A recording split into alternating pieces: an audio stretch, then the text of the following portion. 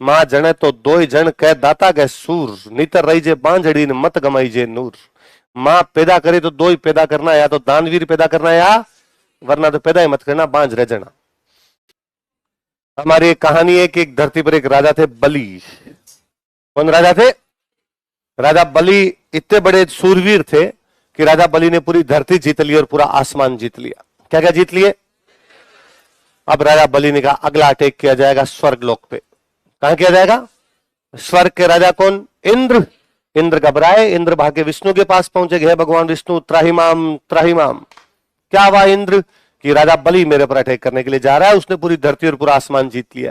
भगवान विष्णु ने कहा इंद्र तुम्हें कोई चिंता करने की आवश्यकता, कोई ना कोई तोड़ निकालेंगे।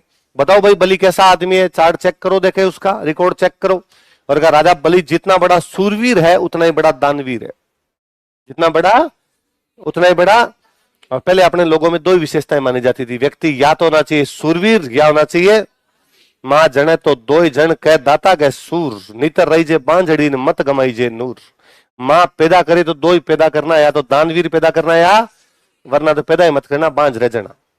और पैदा करके भी कोई मतलब है? तो हमने तो सूरवीर और दानवीर की बात की, राजा बलि में दोनों गुण है, वो जितने बड़े सूरवीर उतने ही बड़े। और भगवान विष्णु ने एक छोटे से ब्राह्मण का रूप धारण किया, वामन अवतार। कौन सा अवतार? वामन। वामन का मतलब बोना व्यक्ति, छोटे कद का व्यक्ति। भगवान विष्णु वामन अवतार धारण करके राजा बलि को आगे कहा राजा बलि मैं ब्राह्मण हूं, मुझे दान दो। राजा बलि ने कहा भगवान जो मांगना वो मांगिए, ब्राह्मण देवता जो चाहिए वो चाहिए, आपको बताइए क्या चाहिए।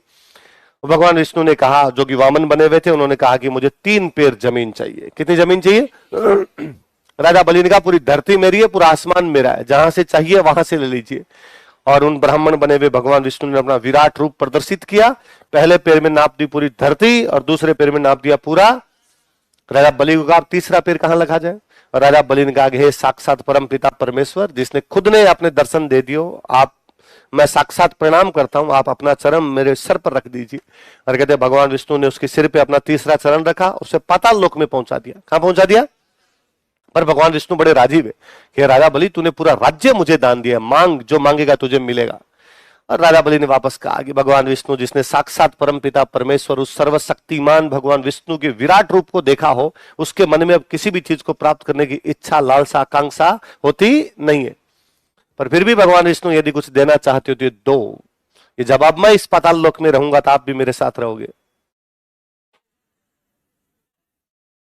वरदान दे चुके थे भगवान विष्णु का तथास्तु। आरएस की वैकेंसी आने वाली थी, भगवान विष्णु राजा बलि ने 2 BHK फ्लैट किराए पे लिया पाताल लोक में, सेल्फ स्टडी और ग्रुप स्टडी करनी शुरू की वहां। ये बात माता लक्ष्मी को पता चली कि भगवान विष्णु आजकल कहां रहने लग गए? पाताल लोक, राजा बलि के कारण। और माँ लक्ष्मी जो थे वो पाताल लोक गए। राजा बलि का राजा बलि घर में कमाने वाला आदमी एक ही है, भेजो इनको, वापस भेजो। राजा बलि ने कहा हे माता लक्ष्मी आप स्वयं पधार गए तो भगवान विष्णु को लेके जा सकते हैं, पर एक वचन मुझे दीजिए कि भगवान विष्णु 8 महीने तक आपके पास बैकुंठ लोक में विराजेंगे, पर 4 महीने के लिए मेरे पास यहाँ पाताल लोक में आ जाएंगे। ऐसा कहा जाता है कि माता लक्ष्मी ने कहा तथास्तु। आषाढ़ शुक्ल पक्ष की एकादशी को भगवान विष्णु पाताल लोक में जाते हैं, कार्तिक शुक्ल एकादशी को पाताल लोक से वापस बैकुंठ धाम में पधार जाते हैं। इसलिए हम कहते हैं आषाढ़ शुक्ल एकादशी को जो भगवान विष्णु पाताल लोक में जाते हैं, हम कहते हैं देवता सो गए। देवता, हम कहते हैं 4 महीने देवता सोएंगे। कितने महीने? और जैसे कार्तिक शुक्ल एकादशी आएगी हम कहते हैं देवता जाग गए। देवता जागने को बोलते हैं प्रबोध। जागने क्या बोलते हैं? इसलिए कैसी एकादशी है? देवता उठ गए, इसलिए कैसी एकादशी है? और भगवान विष्णु वापस किसके पास चले जाते हैं? माता लक्ष्मी के पास। किसके पास? लक्ष्मी जी को बोलते हैं तुलसी, इसलिए क्या हो गई? तुलसी एकादशी। तीनों नाम बताओ क्या क्या? और हमने कहा कि जब भगवान विष्णु पाताल लोक में चले गए, अर्थात देवता सो गया आषाढ़ शुक्ल एकादशी को, अगले 4 महीने तक देवता सोए रहेंगे, इसलिए शुभ काम बंद, आचार संहिता लागू। किसी प्रकार का कोई शुभ काम होगा, इसलिए आषाढ़ शुक्ल एकादशी से कार्तिक शुक्ल एकादशी के बीच किसी प्रकार का शादी ब्याह, कोई सावा, कोई शुभ काम, किसी प्रकार की कोई यात्राएं होती। कारण इन 4 महीनों में बारिश होती है। इन 4 महीनों में किसान या गांव के लोग खेत का काम करते हैं, त्योहार मनाते हैं। खेत का काम आया हुआ था, फिर त्योहार मनाने या शादी ब्याह करने या शुभ काम के लिए कोई काम करना, उसके लिए क्या चाहिए? पैसा कब आएगा? जब फसलें कट जाएगी।